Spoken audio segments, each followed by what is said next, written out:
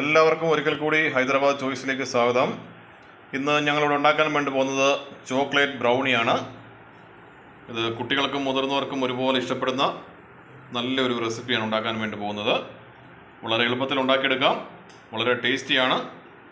അപ്പോൾ ഇതെങ്ങനെയാണ് ഉണ്ടാക്കുന്നത്, ഇതിൻ്റെ ചേരുവകൾ എന്തൊക്കെയാണ് നമുക്ക് നോക്കാം.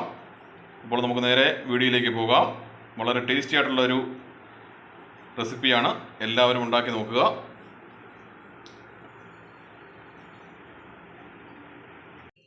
ചോക്ലേറ്റ് ബ്രൗണി ഉണ്ടാക്കാനായിട്ട് ഞാനിപ്പോൾ ഇവിടെ എടുക്കുന്നത് ചോക്ലേറ്റ് ആണ്. ഈ ഒരു ചെറിയ ബൗളിൽ ഡയറി മിൽക്കും ഡാർക്ക് ചോക്ലേറ്റും ആണ് ഞാനിപ്പോൾ എടുക്കുന്നത്. പിന്നെ നമുക്ക് വേണ്ടത് 2 ടേബിൾ സ്പൂൺ ഓഫ് ബട്ടർ. ഇനി നമുക്ക് ഇത് എങ്ങനെയാണ് ഡബിൾ ബോയിൽ ചെയ്യാനും നോക്കാം. ഞാനിപ്പം ഗ്യാസിൻ്റെ മണ്ടയിൽ ഒരു ബൗൾ വെച്ചായിരുന്നു. ആ ബൗളിൽ ഞാൻ കുറച്ച് വെള്ളം ഒഴിച്ചു കൊടുത്തായിരുന്നു. ആ ബൗളിൻ്റെ മണ്ടയിൽ ഞാനിപ്പോൾ ഒരു ഗ്ലാസ് ബൗൾ വെച്ചായിരുന്നു. ആ ബൗളിലേക്ക് നമ്മൾ എടുത്തു വെച്ച ചോക്ലേറ്റ് മുറുകനായിട്ട് ചേർത്ത് കൊടുക്കാം. എന്നിട്ട് ബട്ടറും കൂടെ ചേർത്ത് കൊടുക്കാം. ഇനിയിപ്പോൾ നമുക്കിതിനെ ഡബിൾ ബോയിൽ ചെയ്തെടുക്കണം. ഇതിപ്പോൾ ഒരുക്കാനായിട്ട് നമുക്കൊന്ന് വെയിറ്റ് ചെയ്ത് കൊടുക്കാം.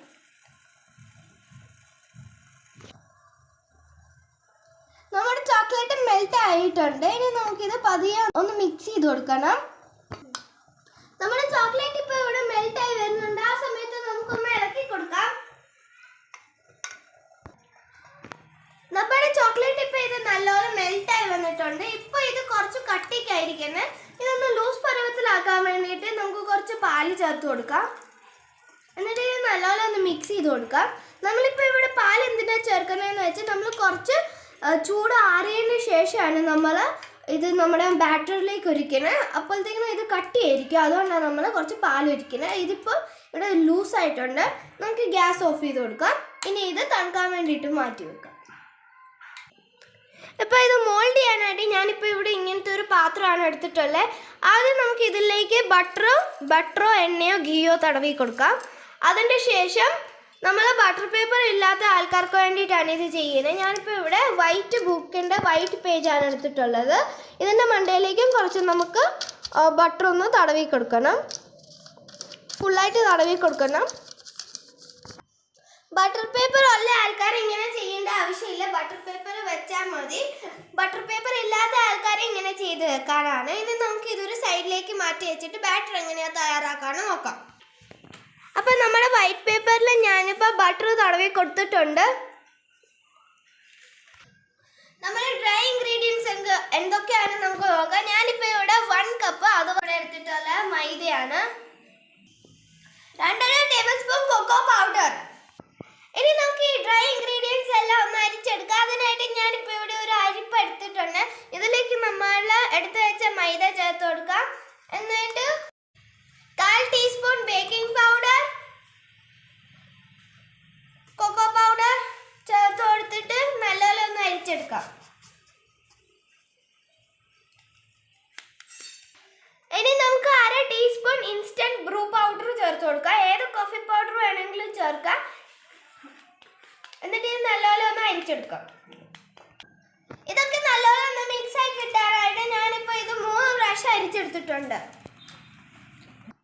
ഞാനിപ്പോൾ ഇവിടെ ഉണ്ടാക്കാനായിട്ട് എടുക്കുന്നത് 2 മുട്ടയാണ്. എന്നിട്ട് നമുക്കൊരു മിക്സിയുടെ ജാർ എടുക്കാം. അതിലേക്ക് നമുക്ക് മുട്ട പൊട്ടിച്ചൊഴിക്കാം.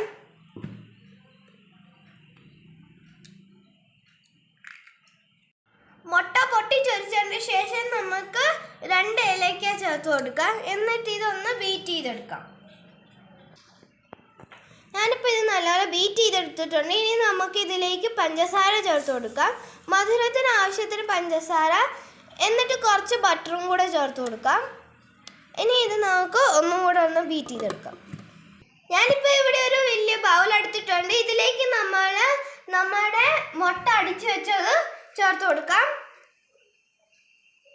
നല്ല തിക്ക് ബാറ്ററാണ് ഇത്. ഇപ്പം ബീറ്റ് ചെയ്തെടുത്തിട്ടുണ്ട്. ബീറ്റർ ഉണ്ടെങ്കിൽ ബീറ്റർ കൊണ്ട് ബീറ്റ് ചെയ്തെടുക്കാനാണ്. നമുക്ക് ഇതിലേക്ക് ഒരു തുള്ളി വാനില എസൻസ് ഒഴിച്ചു കൊടുക്കാം. കാരണം നമ്മൾ നേരത്തെ ഏലക്ക ചേർത്തായിരുന്നു, അതുകൊണ്ട് കൂടുതൽ വേണ്ട. നല്ലപോലെ ഒന്ന് മിക്സ് ചെയ്ത് കൊടുക്കണം. ഇനി നമുക്ക് നമ്മുടെ ഡ്രൈ ഇൻഗ്രീഡിയൻസ് ചേർത്ത് കൊടുക്കാം. കുറച്ച് ചേർത്തിട്ട് നല്ലപോലെ ഒന്ന് മിക്സ് ചെയ്ത് കൊടുക്കാം. നമ്മളിത് ഞാനിപ്പോൾ ഇത് മൊത്തം ഇട്ടിട്ട് കൊടുത്തിട്ടുണ്ട്. ഇനി നമുക്ക് ഇത് നല്ലപോലെ പതിയെ മിക്സ് ചെയ്ത് കൊടുക്കണം. ഒരു സൈഡിലേക്ക് മാത്രമേ നമ്മൾ മിക്സ് ചെയ്യാൻ പാടുള്ളൂ. അപ്പോൾ നമ്മുടെ ഈ ഒരു ചോക്ലേറ്റിൻ്റെ ആ ഒരു ഡബിൾ ബോയിൽ ചെയ്ത് ഈ ഒരു സംഭവം നല്ലപോലെ തണുത്തിട്ടുണ്ട്. ഇത് പാത്രത്തിൽ നിന്ന് ഇങ്ങനെ വിട്ടു പോരാനുണ്ട്, കാരണം നമ്മൾ ബട്ടറായിരുന്നു ചേർത്ത്. നല്ല ഗ്ലേസിങ് ആണ് ഇതിന്. ഇനി നമുക്കിത് ഡയറക്റ്റായിട്ട് നമ്മുടെ ഈ ഒരു ബാറ്ററിലേക്ക് ചേർത്ത് കൊടുക്കാം.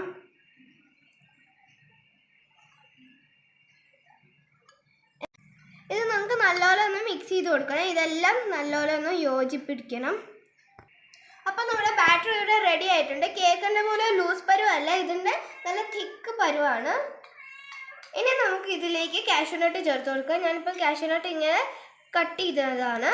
കാഷ്യൂനട്ടിൻ്റെ പകരം വാൾനട്ടും ചേർത്ത് കൊടുക്കാം. ഞാനിപ്പോൾ ഇവിടെ വാൾനട്ട് അല്ല ഉപയോഗിക്കുന്നത്, ഏത് ഡ്രൈ ഫ്രൂട്ട് വേണമെങ്കിലും ഉപയോഗിക്കാം. ഇനിയിപ്പോൾ ഞാൻ ഉപയോഗിക്കുന്നത് മെലൻ്റെ സീഡ്സ് ആണ്. ഇതും കൂടെ ഇട്ടിട്ട് നല്ലപോലെ ഒന്ന് മിക്സ് ചെയ്യണം.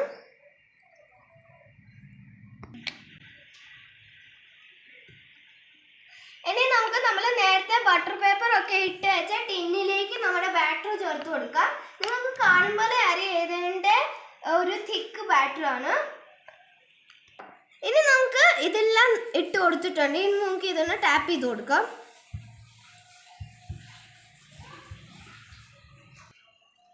ഇനി നമുക്ക് ഈ ഒരു ബ്രൗണീനെ കുറച്ച് ഡെക്കറേഷൻ ചെയ്തെടുക്കാം. അതിനായിട്ട് ഞാനിപ്പോൾ ഇവിടെ കാഷ്യൂ നട്ട്സ് ആണ് ഉപയോഗിക്കുന്നത്.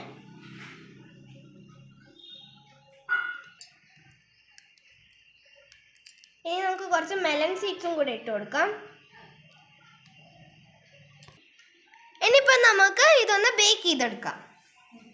ഇപ്പം നമുക്ക് ബേക്ക് ചെയ്യാനായിട്ട് നിങ്ങൾക്ക് വേണമെങ്കിൽ ഓവനിലും ചെയ്തെടുക്കാം. ഓവൻ ഇല്ലാത്ത ആൾക്കാർ എന്താ ചെയ്യേണ്ടതെന്ന് വെച്ചാൽ ആദ്യം നമുക്കൊരു പാൻ എടുക്കണം. ഒരു പഴയ പാൻ വെച്ചിട്ട് അതിൻ്റെ മണ്ടയിൽ ഒരു പഴയ കുക്കർ വെക്കണം. എന്നിട്ട് ഞാനിപ്പോൾ ഇതൊരു 10 മിനിറ്റിനായിട്ട് പ്രീ ഹീറ്റ് ചെയ്ത് വെച്ചാണ്. ഇനി നമുക്ക് നമ്മുടെ ബാറ്ററിലും ടിന്നിലിട്ട് വെച്ച് ടിന്നിട്ട് കൊടുക്കാം. അപ്പോൾ ഇത്രയുള്ള പരിപാടി. നമുക്കിനി ഇതൊന്ന് ബേക്ക് ചെയ്തെടുക്കാം. അപ്പോൾ ഫ്രണ്ട്സ്, ഇപ്പോൾ 40 മിനിറ്റ് കഴിഞ്ഞിട്ടുണ്ട്. നമുക്കിനി ഒന്ന് തുറന്ന് നോക്കാം. വാവ്, നല്ല അടിപൊളി ആയിട്ടാണ്. നമ്മൾ കാഷ്യൂ നട്ടും മെലൺ സീഡ്സും ഒക്കെ ഇട്ട് ഡെക്കറേറ്റ് ചെയ്തപ്പോൾ നല്ല രസം ഉണ്ടായിരുന്നു കാണാൻ. ഇനി നമുക്ക് ഇതിൻ്റെ അകം എന്തോ ഇല്ലയെന്ന് നോക്കാനായിട്ട് ഒന്ന് കുത്തി നോക്കാം. അപ്പോൾ നമ്മുടെ സംഭവം ഇവിടെ നല്ലപോലെ വെന്തിട്ടുണ്ട്. ഇതിലൊന്നും ഒട്ടിപ്പിടിച്ചിട്ടൊന്നും ഇല്ല ടൂത്ത് പീക്കിൽ. ഇനി നമുക്ക് ഗ്യാസ് ഓഫ് ചെയ്ത് വെക്കാം. ഞാൻ അരമണിക്കൂർ ആയപ്പോഴത്തേക്ക് ഞാനൊന്ന് തുറന്നു നോക്കിയായിരുന്നു. അപ്പോൾ ഇതൊന്നും വെന്തിട്ടില്ലായിരുന്നു. അരമണിക്കൂർ ആകുമ്പോൾ നിങ്ങൾ തുറന്നു നോക്കുമ്പോൾ അതായിട്ടുണ്ടെങ്കിൽ ഡയറക്റ്റായിട്ട് കുക്കറൊക്കെ ഓഫ് ചെയ്തിട്ട് ഇത് എടുത്ത് തണുക്കാൻ വേണ്ടിയിട്ട് വെക്കാം. ഞാനിപ്പോൾ ഇതിപ്പം തണുക്കാൻ വേണ്ടിയിട്ട് വെച്ചേക്കുമായിരുന്നേ. അപ്പോൾ ഫ്രണ്ട്സ്, നമ്മുടെ ചോക്ലേറ്റ് ബ്രൗണി ഇവിടെ തണുത്തിട്ടുണ്ട്. ഇനി നമുക്ക് ഈ പാത്രത്തിൽ നിന്ന് ഒരു പ്ലേറ്റിലേക്ക് ഡിമോൾഡ് ചെയ്യാം.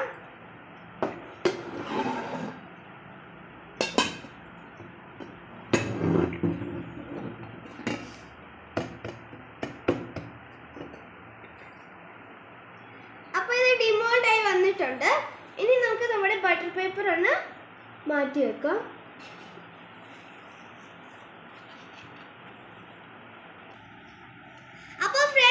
ഇത് ഡിമോൾഡ് ചെയ്തിട്ടുണ്ട്. ഇത് കാണാൻ നല്ല ഭംഗിയാണ്. മണ്ടയിലത്തെ പ്രത്യേകിച്ച് ഡെക്കറേഷൻ നല്ലതാണ്.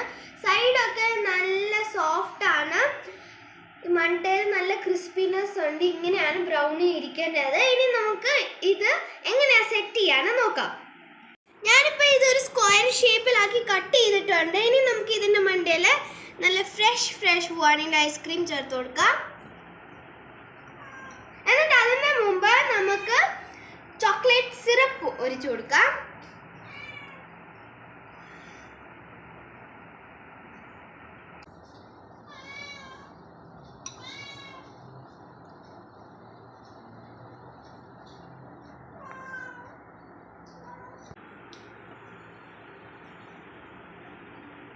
അപ്പോൾ ഫ്രണ്ട്സ്, നമുക്ക് ഇതൊന്ന് ടേസ്റ്റ് ചെയ്ത് നോക്കാം.